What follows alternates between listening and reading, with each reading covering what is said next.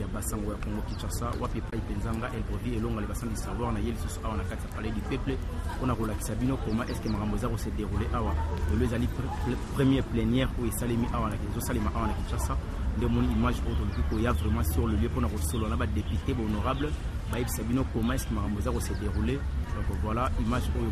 Bonjour.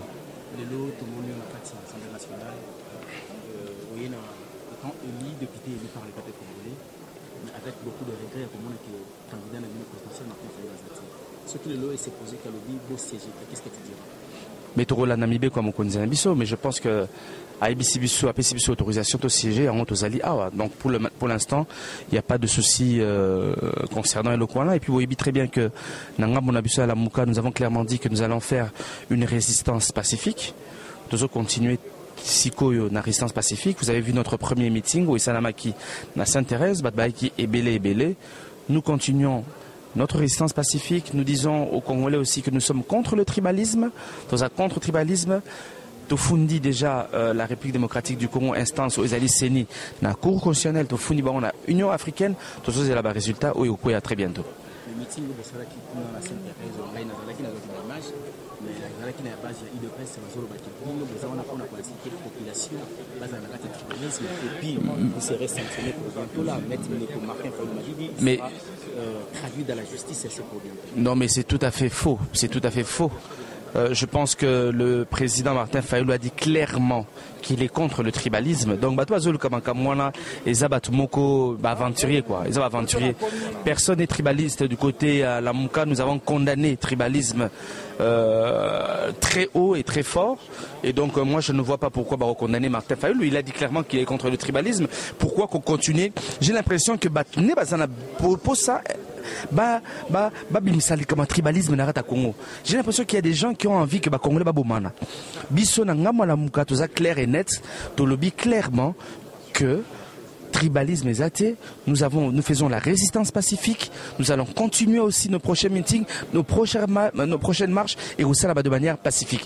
Donc Dieu soit le tribalisme en toi Iberonti.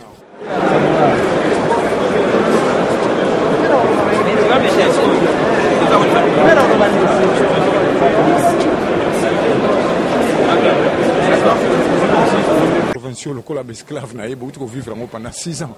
Projeté que ça la commission on a ça la vérification de mandat wana mini calendrier moko ba adressé et pour que makambo ne bana donc pendant 5 jours pour concilier ba document et dans la CENI et batala kombo elongi ce que ça ya mutu wana ngulu pe bapoza na kati ya mutazi ya kovana comme député mazana ngulu azana député alors faut ba vérifier yango pour que makamwana pe bagenda na za député na za député ça là ce que bana règlement intérieur aussi si règlement intérieur voter bureau définitif pour soliba musalango ya ba commission comment est-ce que vous procédez? On va saluer par rapport à la territoire dans 26 provinces 26 commissions. Chaque commission est dirigée dans les plus âgés, assistés dans les 2 plus petits. Principe de Zakane, donc assisté dans 2 banamités Makasi. Oui, autour de après avoir voté ROI, il y a le bureau définitif, nous allons bandits. Il y a Funa, cheval de bataille, il y a 5 ans où il y a mandat. Les autres, tous les soirs, comme la constitution punitive, il y a bien modèle. Et là, on est tous les mandat où ils allaient vivre pour les autres. Ils ont un mandat sur vivre pour les peuples.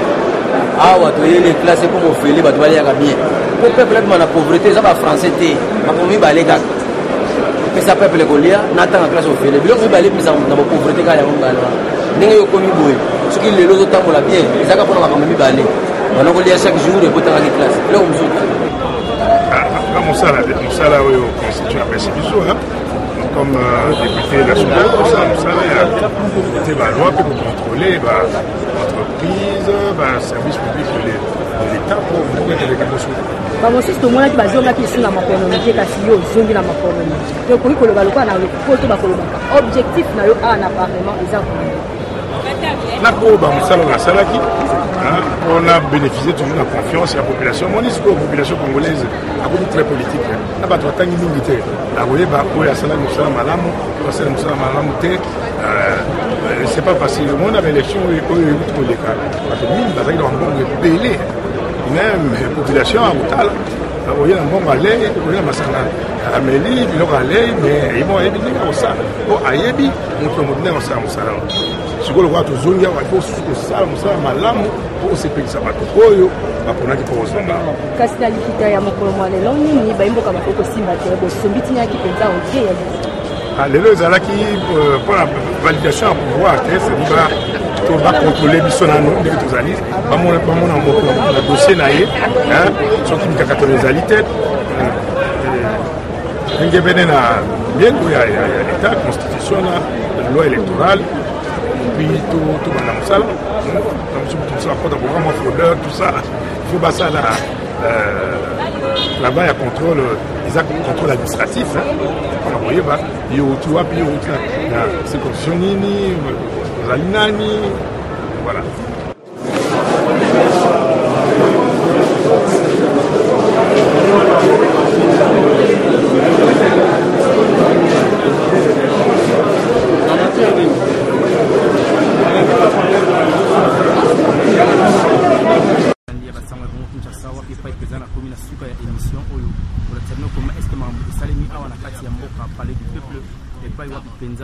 Opposition, puis majorité, basangana qui est société civile, locaux là député élu par les peuples congolais, to comme une super émission sur l'Andia Bassango Congo Kinshasa, wapi pai penzanga el provi et longa les bassins du savoir na yeli sous awa na kati parler du peuple, on a relaxé bino comment est-ce que Maramboza s'est déroulé awa, le les ali première plénière où il salimi awa na Kinshasa, salima awa na Kinshasa, de mon image autour il y a vraiment sur le lieu pour na recevoir on a député honorable, baïb Sabino comment est-ce que Maramboza s'est déroulé, donc voilà image où bonjour.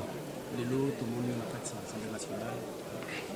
Oui, étant élu, député élu par les peuples congolais, mais avec beaucoup de regrets, comme on est candidat à la présidentielle, ce que le lot s'est posé qu'à l'objet, beau siège, qu'est-ce que tu diras?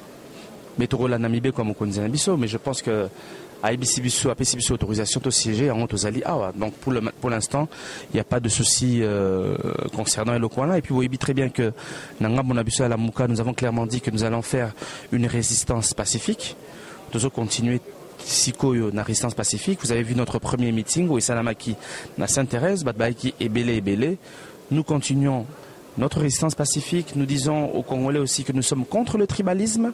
Dans un contre-tribalisme, Tofundi déjà la République démocratique du Congo instance aux Ezali Seni, la Cour constitutionnelle, Tofundi on a Union africaine, tout ça c'est là-bas résultat au Yoko très bientôt. Le meeting de Sala qui dans la Sainte-Thérèse, on a une qui n'a pas d'image, mais la qui n'a pas de IDPS, c'est la zone bâtie. Nous besoin on a pour inciter la population, pas dans la tribalisme, et puis vous serez sanctionné pour bientôt là, mettre le Martin Fayou mais traduit dans la justice, c'est pour bientôt. Non mais c'est tout à fait faux, c'est tout à fait faux. Je pense que le président Martin Fayulu a dit clairement qu'il est contre le tribalisme. Donc, aventurier quoi. Ils ont aventurier. Personne n'est tribaliste du côté la Mouka. Nous avons condamné le tribalisme très haut et très fort. Et donc, moi, je ne vois pas pourquoi condamner Martin Fayulu. Il a dit clairement qu'il est contre le tribalisme. Pourquoi qu'on continue? J'ai l'impression que pour ça. Comme tribalisme na Congo. J'ai l'impression qu'il y a des gens qui ont envie que Congolais babomana. Biso na ngama la muka toza clair et net, to lobby clairement que tribalisme exaté, nous faisons la résistance pacifique, nous allons continuer aussi nos prochains meetings, nos prochaines marches et aussi là-bas de manière pacifique. Donc Dieu soit le tribalisme en Toyi Baronti.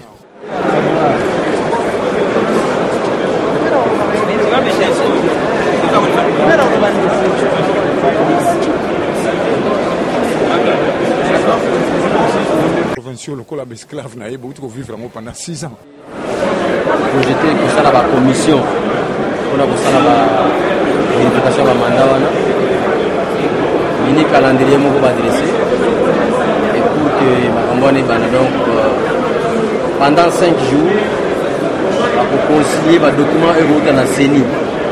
Et batala bombo eloi soki za ya mutu wana bangulu pe bakozana kati ya mutu azia kovana comme député mazana ngulu azana député alors faut ba vérifier yango pour que makamwana puis bagenda na député ça là ce que banda règlement intérieur aussi règlement intérieur voter bureau définitif asali ba musalango ya ba commission comment est-ce que vous procédez? Non, basali par rapport à la territoire nous avons 26 provinces 26 commissions. Alors, chaque commission les a dirigé dans les plus âgés assisté dans les 2 plus petits. Principe za kana ngona donc mutamukoro makasi assisté na débat na mike makasi.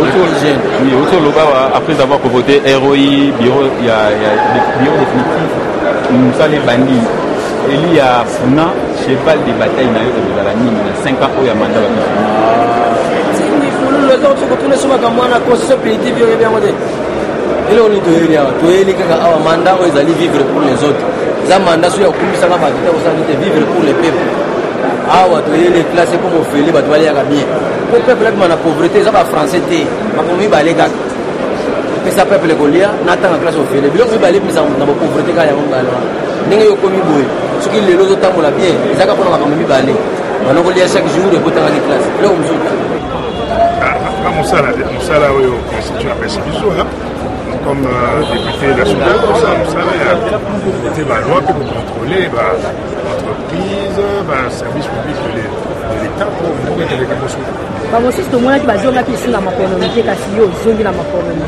te okoki koloba lokola na lokolo to bakolobaka objectif na yo awa na parlement eza koloba nakoba mosala oyo asalaki mpona bénéficier toujours la confiance ya population moni sikoyo population congolaise akomi très politique na bato batangi mingi te akoyeba oyo asalaki mosala malamu asala mosala malamu te c'est pas facile omona baélection oyo euti koleka bato mingi bazalaki na bambongo ebele même population akotala oye na mbongo alei oye na masanga ameli biloko alei mais bon ayebi ndenge akosala po ayebi moto ya moto ndenge akosala mosala sikoyo lokola tozongi awa ifo kosala mosala malamu po osepelisa bato oyo baponaki mpo kozonga kasi na likita ya mokolo mwa lelo nini bayimboka bakoko kosimba te bosombi ntina yaki mpenza oke ya lelo ezalaki mpona validation ya pouvoir te cetadire to bacontrôle biso nano ndenge tozali bamona moto na dossier na ye soki mikakatano ezali te ndenge bene na miengo ya l'état constitution na loi électorale puis tout banda mosala tosala kota programme ya fraudeur tout ça il faut basala là-bas ya contrôle eza contrôle administratif mpona koyeba yo outi wapi yo outi na circonstitution nini ozali nani voilà